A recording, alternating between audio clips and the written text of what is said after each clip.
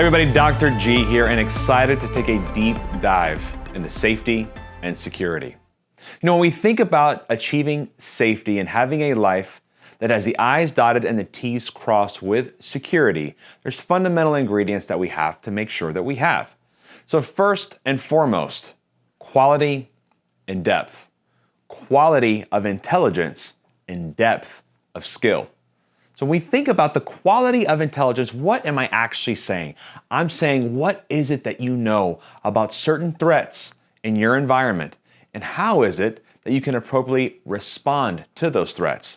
Now, this is where depth of skill comes into play. Do you have the right skill sets, the right tools in your knowledge base and in your arsenal to deal with those particular threats?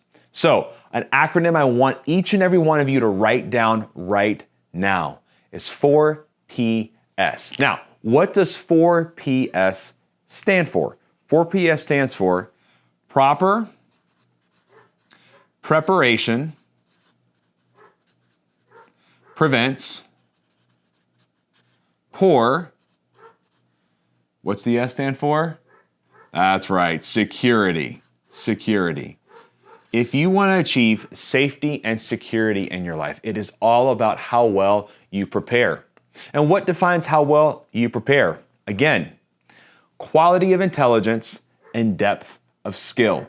Now, what is the big thing that you have to make sure that you are incorporating? Well, this is what we call threat assessments. It is rule number 1, this thing right here, when it comes to achieving safety and security in your life.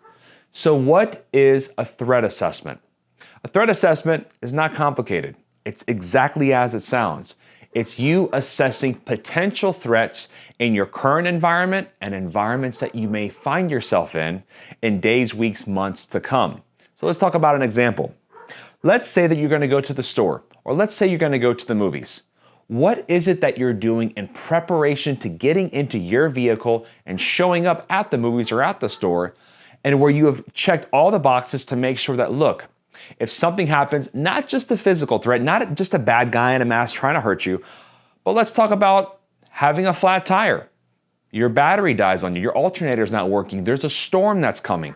These are all things that can present potential safety issues and put your security in complete jeopardy. So you have to have a plan of action.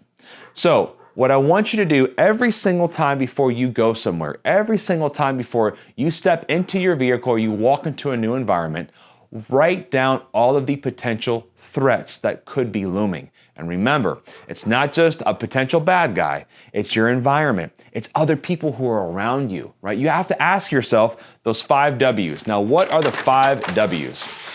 I think all of you at some point or another have probably heard of this, right? So when we talk about the 5 W's, we are saying the who, the what, the where, the why, and the how.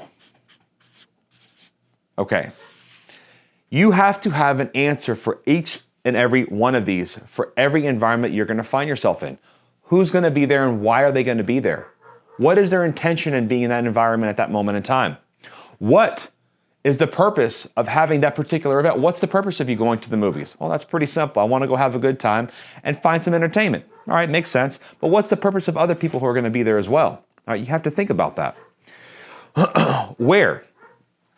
Where are you going, right? And how are you getting there? What are the skills? What are the tools that you have? Remember, quality and depth, right? What are the depth of skills that you have to be able to deal with any potential issues? And what's the intelligence you have on that particular environment? The why, all right? Well, you know why you're there, right? You know why it is that that event's being held or that place is there, but you have to ask yourself those questions in a bit more depth to unpack what sort of skills and tools that you need to address it. And then how are you going to do it? So there's a security issue, there's an emergency. How are you going to respond? What level of training, what level of education do you have to be able to deal with those things? You know, a lot of people, and especially in the times of when I used to be a bodyguard, a lot of people think, oh, walk around, guy's in shape, carries a gun, that's cool, that's what you need to be safe. No, not at all. Where safety starts and where safety lives is right here. How well you can ascertain and assess your environment, how well you can stay calm under pressure and under stress, how well you communicate. Like de-escalation, which we're going to talk about in a later module, but de-escalation is a very important skill and tool. You need to know how to talk someone off a ledge, because if you don't have to escalate a situation, you can de-escalate and everybody can go home and have a peaceful day. That's a massive win, and that's a skill that you absolutely need to master and need to achieve. So your 5 W's, threat assessments, answer those for every single place that you may find yourself going. School, work, groceries, doesn't matter. Think ahead of time. You know, we live in an incredible age of technology. And so you want to use technology to your benefit. Next time you go to the store, next time you go to the movies, or any other public institution that you may find yourself in, go on Google Maps. Take a look at the parking lot, take a look at the building, figure out where there are blind spots, figure out where there are areas where maybe someone could be hiding here and I need to be a little more aware. I need to keep my head on what we call a swivel, right? What does keeping your head on a swivel mean? It means you have 360-degree awareness. I want you all to write something down, right? And this goes hand in hand with the fundamentals, right, of threat assessments, as well as quality and depth of security, right? And it's an acronym. The acronym is LRF, L-R-R-F. Now, what does LRF stand for? LRF stands for always, always check left, check right, check rear, and check front, right? Left, right, rear, front. Check left, check right, check rear, check front. 360-degree awareness. That, ladies and gentlemen, is situational awareness. Far too often, we find ourselves in tunnel vision. We're only looking at what's directly in front of us, or the thing that is one of my pet peeves, we're on our phone, we're walking in public, we're not looking up, we're not checking left, we're not checking right, we're not checking rear. Tune into your environment. When things happen, when bad things happen and threats present themselves, they happen fast, very fast. And this is where depth of skill very much matters. How are you going to respond? Have you identified where the local exits are? Have you identified where your vehicle is? Do you have additional routes on how to evade a potentially threatening situation? Do you have all the right tools, right? And we're going to talk about what your tool bag should be for daily use, right? What's in your vehicle? What are you carrying on your person at a different module? But the big thing here is mindset. Mindset has everything to do with how well you can assess threats in your environment. And there's a big principle here I want to make sure that you hold on to. There's a difference between being prepared and being paranoid. I don't want you to be paranoid, but I do want you to be prepared, because you know what preparation leads to? It leads to confidence. And what is confidence? Confidence, confide, that's Latin for with faith or with belief in yourself. You've got the capacity, you've got the tools, and you've got the ability to respond, to keep yourself safe, to keep yourself protected. But again, it's not about how well you can fight. It's not about how well you can utilize defensive tools. It's in your mind. It's in the knowledge and intelligence you have of your environment and the skills that are needed to keep yourself safe. So remember, 4PS, proper preparation prevents poor security.